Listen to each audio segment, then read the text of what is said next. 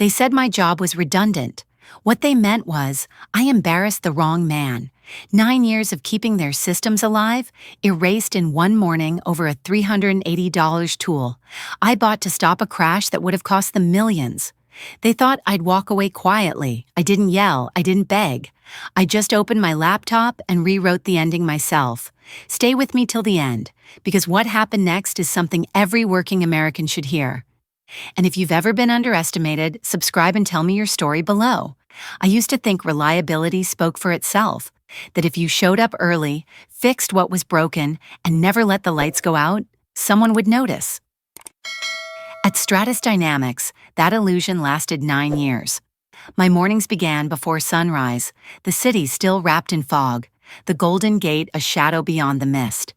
I'd drink my coffee, open the system dashboards, and feel the quiet hum of stability.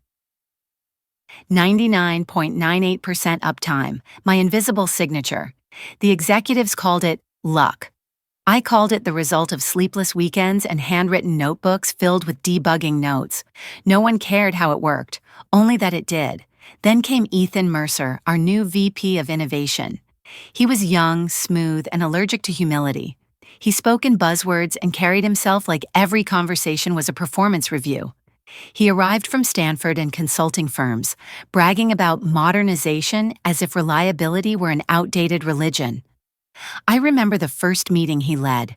He stood at the glass wall with that wide, rehearsed smile. "We're simplifying legacy complexity," he said. The engineers exchanged glances. Legacy complexity meant everything we'd built to keep the company alive through constant pivots and leadership tantrums. I kept quiet, though his gaze lingered on me like a challenge. "Ava, you've been here the longest," he said. "Maybe it's time to unlearn some old habits." I smiled back. Old habits are why this place still has clients. The room went quiet for a second. He didn't like that. Over the next few weeks, he started reviewing my projects, asking for documentation he couldn't understand, requesting system diagrams that already existed. He'd call my solutions unconventional. That word. It always came before something bad. The last person who used it tried to replace my framework with a cloud vendor solution. It crashed within a day. I began noticing subtle signs: meetings without my invitation, Slack channels suddenly private, projects I'd led being re-evaluated. I wasn't naive. I'd seen it happen before, to quiet engineers, to anyone who didn't flatter the right ego. Still, I stayed focused. There were bigger outages to prevent than the ones brewing in upper management. That morning was particularly calm. The fog had burned off by 10, and I was finishing a database optimization when Ethan appeared beside my desk. He didn't say good morning. He just stared at the second monitor where I was reviewing purchase orders. "Interesting," he said, tapping the screen with a pen. "This software? You bought it on your personal card?" I nodded. Procurement was frozen for 7 weeks. The system needed immediate validation tools, so I used the plugin temporarily. "That's not authorized." "It cost $380. I filed reimbursement." His smile thinned. Rejected. I waited for the explanation that didn't come. "Policy violation," he said. "Effective immediately, your employment with Stratus Dynamics is terminated." 9 years gone in one sentence. I looked at him, calm, not giving him what he wanted, a reaction. "Understood," I said, and just like that the fog rolled back in. The moment he said terminated, everything inside me went perfectly still. Not angry, not shocked, just still. Security was already walking toward my desk. A kid barely out of college, his badge still shiny, eyes darting between me and Ethan like he wished he were anywhere else. I closed my laptop, unplugged the charger, and reached for the only thing on my desk that was truly mine. A small bonsai tree, roots curved and patient, grown from a branch I'd rescued after a storm. Ethan kept talking, something about corporate policy and compliance procedure, but his words dissolved into the static hum of the servers I designed. I handed over my badge and laptop, each movement deliberate. My calm unsettled him. "You'll need to sign the exit forms," he said, holding out a packet. I didn't take it. "Email them," I replied. The security guard stepped back, unsure what to do. "It's not your fault," I told him softly. He nodded, grateful. The elevator ride down felt longer than 9 years should. The mirrored walls reflected a woman I barely recognized. Gray blazer, dark circles under her eyes, jaw set like stone. The lobby lights were too bright. Outside, the fog had thickened again, softening the skyline but sharpening my thoughts. I didn't cry. I didn't shake. I walked into the cold air and dialed a number I hadn't used in years. "Clara Jensen," came the voice. "Still in tech law?" I asked. "Ava, it's been ages. What's wrong?" "Coffee," I said. "I'll explain in person." 20 minutes later, we sat across from each other at a cafe near Market Street. She looked the same. Sharp suit, sharper eyes. "You look like someone just ran over your cat," she said. "Close. They ran over my career." I told her everything. The 380 tool, the termination, the arrogance, the unspoken insult that my work had never mattered. She listened quietly, then leaned back. "You could file wrongful termination, but California's at will. It wouldn't stick." "I know," I said. "That's not why I called." I slid my personal laptop across the table. "You remember, Lumen Grid? Your orchestration framework?" she asked. "The one you built before Stratus?" "The same. They've been using it for years, tied into every subsystem from data ingestion to analytics routing. I never transferred ownership. My license explicitly states commercial use requires payment." Her eyes narrowed. "You mean they've been using your personal IP across production environments?" I nodded. "For 4 years, quietly integrated, logged, time-stamped, traceable." I opened the folders, commit histories, signed code headers, system analytics, showing billions of API calls invoking my framework. "You brilliant paranoid woman," she whispered. "You've been keeping receipts." "Experience," I said. "I've watched this company take, rebrand, and erase. I wasn't going to be their next ghost." She scrolled through the files, her lawyer's mind already calculating damages. "Do you know what this means?" "About $4 million worth of licensing violations." Clara blinked. "And that's conservative." I nodded. "They'll call it work for hire. They'll say I built it as an employee." "Then we show commit logs from weekends and personal equipment," I replied. "Every build signed from my own machine. Every header includes my copyright." She smiled slowly. "You realize once this starts, you can't go back. You'll burn the bridge entirely." I sipped my coffee, feeling the bitterness coat my throat. They burned it the moment they walked me out like a thief. For a moment, neither of us spoke. Outside, the fog rolled through the streets, swallowing headlights. "You know what I love about you, Ava," Clara said finally. "You never raise your voice, you just pull the right thread." "Threads," I said, tapping the laptop, "and this one runs through their entire infrastructure." She laughed softly, not with amusement, but with admiration. "Then let's start documenting every call, every dependency, every byte they owe you." I watched the steam rise from my cup, curling like smoke. "We won't need to destroy them," I said. "They'll do that themselves." Clara's eyes gleamed. "You really think so?" "I don't think," I said quietly. "I know. I built the system." By the time I got home, the city had turned silver with fog again, the kind that blurs the skyline into watercolor. My apartment was too quiet. For 9 years, I'd lived by alerts and dashboards, half my brain tethered to Stratus's heartbeat. Now it was silent, almost mocking. I placed my bonsai by the window, set my laptop on the table, and opened the folders Clara and I had reviewed. Every file, every timestamp, every trace of what they had built on my work. It was all there, proof of how deep Lumen Grid ran through their infrastructure. Watching the logs scroll, I felt something strange. Calm, not the brittle calm of shock, but a deliberate stillness that comes before movement. Ethan thought he'd removed me. In truth, he'd just unlatched the door I'd built years ago, the one that would let me watch everything they were about to break. I didn't intend to sabotage anything. That wasn't necessary. Systems like Stratus don't collapse because someone attacks them. They collapse because no one understands what holds them up. I opened my private telemetry dashboard, the one hosted on my own servers. It wasn't invasive, just usage statistics, call patterns, performance analytics. It had been part of my license agreement since the beginning, a condition no one at Stratus had ever read. The dashboards flickered to life. API calls, processing pipelines, data validation modules, all humming, all dependent on my framework. It was strange seeing my work from the outside, detached yet alive, serving people who'd erased my name from every meeting note. I watched a developer commit changes to a repository, renaming variables, removing redundant safety checks. My pulse didn't even rise. They thought those lines were clutter. I knew they were safeguards against a cascade failure. Give it a week, I thought, maybe 10 days. I closed the laptop and leaned back, letting the city's sounds replace the hum of servers I no longer controlled. For the first time in years, I slept through the night. The next morning, Clara called. "You ready for step 2? She asked. "Documentation," I said, "everything." We spent the day mapping the extent of usage, where my framework connected, how deeply it was embedded, which components couldn't operate without it. It wasn't about revenge, not yet. It was about accuracy. If you're going to pull a thread, you'd better know what it's holding up. By evening, we had enough to make any legal department sweat.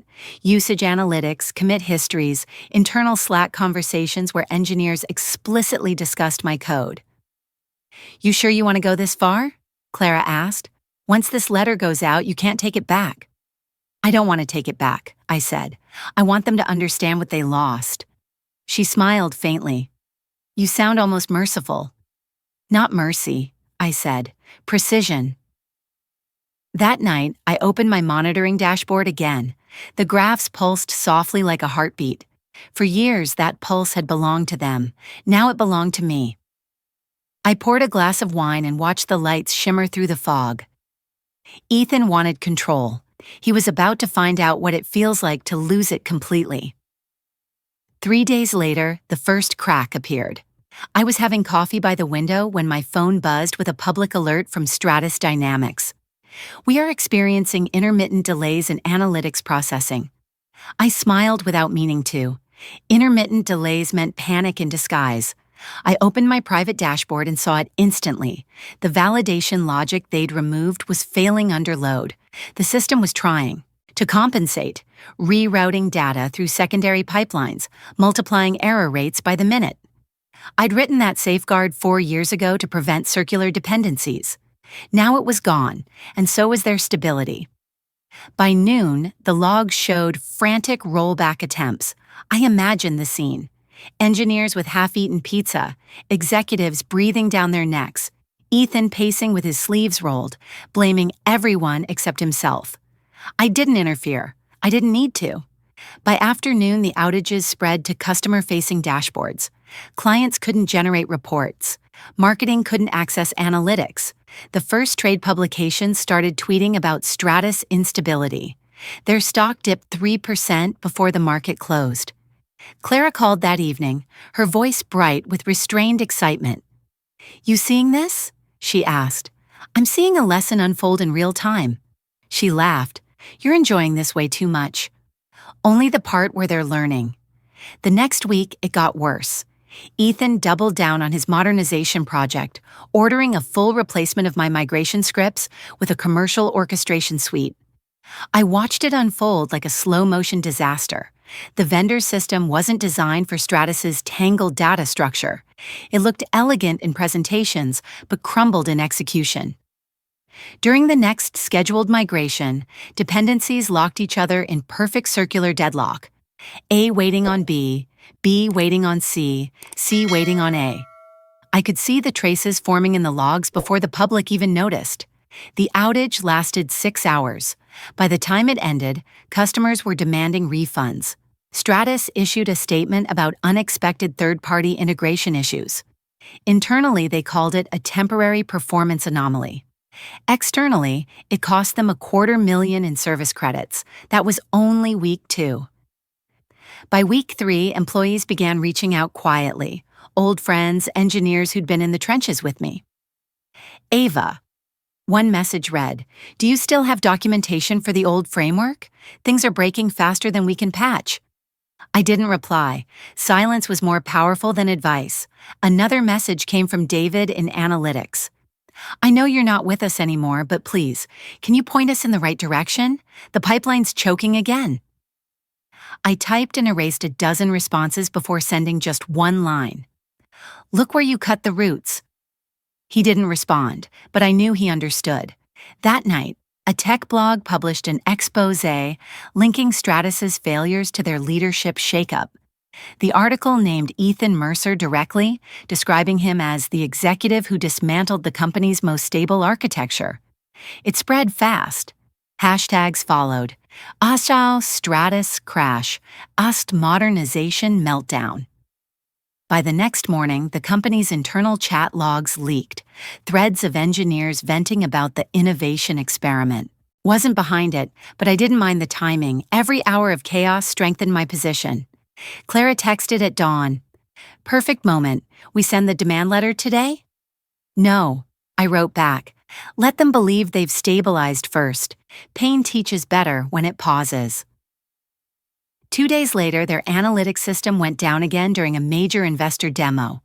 This time, it wasn't a flicker, it was a full blackout. Clients saw red error screens instead of performance graphs. Investors saw a live crash mid-presentation. The outage lasted 8 hours. Stratus's share price dropped nearly 10% by closing bell. I watched the televised clip online that evening. Ethan stood behind the podium, jaw tight, trying to smile while the CFO muttered to the crowd about temporary service disruptions. My wine tasted sweeter that night. The next morning, Clara called. "Now?" she asked. "Now," I said. She understood. It was time. We would stop watching the system bleed and start sending the bill. Monday morning at exactly 9 o'clock, Clara sent the demand letter. It went to Stratus's legal department, Ethan, and the board. The subject line was simple: formal notice of commercial IP use and licensing violation. The body contained numbers that could make an investor choke: usage counts, timestamps, licensing terms, and an invoice totaling $6.8 million. I imagined the chain reaction as it hit their inboxes. First disbelief, then panic, then the frantic forward to the executive suite. By 11, my phone buzzed with an unknown number. I didn't answer, but I already knew who it was. At 11:30, another call, this time from Clara, laughing softly. "He's losing it." Legal called me within minutes. They tried the work for hire argument. I sent them your timestamps and Slack screenshots where engineers admit they used your personal repositories. They've gone silent. "They won't stay silent long," I said. "They'll regroup, then try intimidation." "Already happening," she replied. "Email came in from their counsel claiming you breached confidentiality by tracking usage." "That clause doesn't exist," I said. "And telemetry isn't confidential. It's license-based analytics. They agreed to it the moment they deployed." Exactly what I told them. Her tone shifted sharp and professional. "They're scared, Ava. Don't underestimate that." "I'm counting on it." That afternoon, I checked my private dashboard. Stratus had spun up twice as many instances of LumenGrid in the past few hours, likely trying to map dependencies. Every new instance increased the usage count and the damages. It was like watching them dig deeper into a hole they didn't know existed. By evening, the first leaks appeared online. A junior developer had accidentally pushed an internal architecture diagram to a public repository. It clearly showed LumenGrid at the core of their systems. Within hours, the tech press picked it up. Stratus Dynamics built entire infrastructure on unlicensed framework, the headlines read. Twitter devs dissected it line by line. Investors panicked again. Their stock dropped another 5%. Clara called the next morning. "They've switched from denial to bargaining," she said, offering to settle for half the invoice and a mutual non-disclosure. "No," I said, "they pay in full, and I decide what I disclose. No secrecy clauses." "You're playing hardball." "No," I said quietly. "I'm playing fair. They taught me the rules." By midweek, the pressure inside Stratus was visible from the outside. Engineers began quitting. Recruiters messaged me on LinkedIn asking if I was hiring. Tech blogs started calling me the quiet architect who brought a company to its knees. I ignored the interviews. I wasn't chasing fame. I wanted resolution. Thursday evening, Clara called again, her voice trembling with contained satisfaction. They blinked.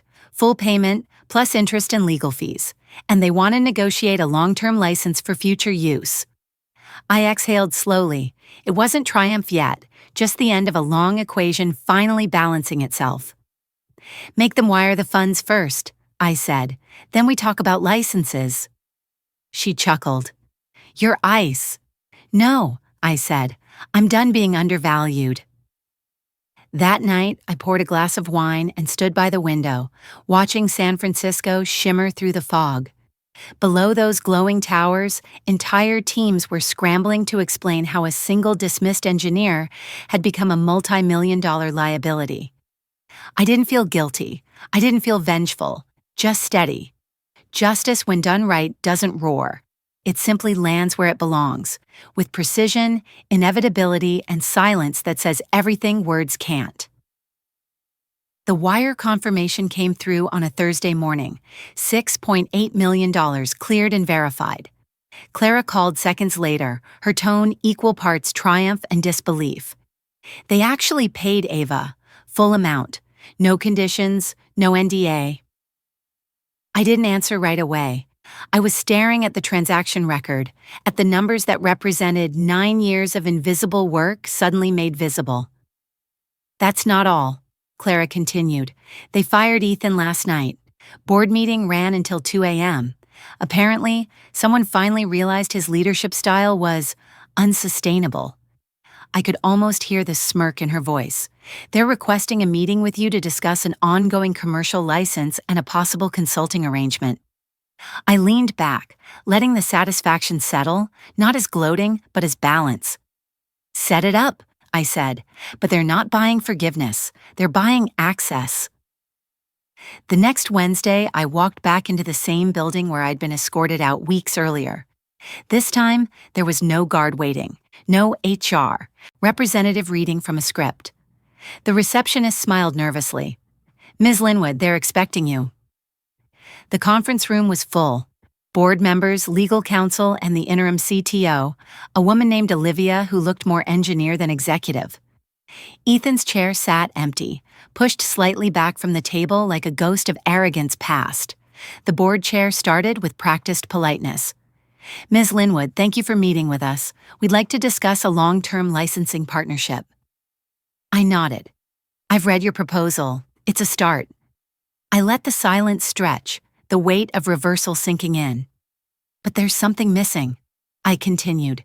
You terminated me for using my judgment to protect your systems. You erased my contributions. I'm not interested in returning to the same culture with a different paycheck. The chair cleared his throat. What would you propose? Transparency, I said. A public acknowledgement that your success was built on the work of engineers who weren't in the spotlight. That innovation isn't about titles. It's about those who build quietly and keep the lights on.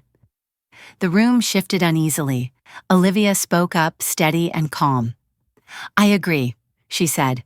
We've learned that lesson, painfully. You'll have our support. That surprised me, and for a moment I felt something rare in that building, respect. Then we have a deal, I said. The licensing agreement was signed that afternoon. $600,000 annually for unlimited use of LumenGrid, plus consulting fees. But the real victory came the next morning when Stratus released its statement. We recognize the foundational contributions of our engineers, whose ingenuity and dedication power the innovation we're known for. They didn't mention my name, but they didn't need to. Everyone already knew. I walked out into the San Francisco sunlight, past the same glass tower that once reflected my humiliation. Now it reflected something else entirely, my freedom. I wasn't just paid, I was finally seen. 3 years later, Stratus Dynamics is still one of my biggest clients. Olivia sends a holiday card every December, handwritten, no corporate logo, just gratitude. The irony still makes me smile. They pay their invoices on time now, every quarter without fail. LumenGrid has grown far beyond what it once was. 47 companies license it globally. I hired 5 engineers, all women who were overlooked somewhere else, all paid more than I ever was at Stratus. We call ourselves EthicGrid, a small studio with big principles: ownership, fairness, clarity. Clara handles the contracts. We joke that we built a business on one man's arrogance. Maybe it's true. Sometimes late at night, I still open the old expense report, the $380 they said wasn't worth reimbursing. It's framed above my desk now, beside the first check Stratus ever sent me, a reminder that small slights can ignite revolutions. My bonsai sits in the corner, thriving under soft light, branches balanced and deliberate, roots strong but contained. I water it the same way I built everything since, patiently, purposefully, without apology. I've spoken at conferences, mentored developers, and helped dozens of engineers protect their work before it's stolen. Every time I tell my story, someone in the audience nods like they've lived it too. They probably have. The faces change, but the pattern doesn't. Talent dismissed, loyalty devalued, potential underestimated. I tell them the same thing I learned the hard way. Never confuse being quiet with being powerless. They thought firing me would erase me. Instead, it wrote my beginning. I don't need their titles or their towers.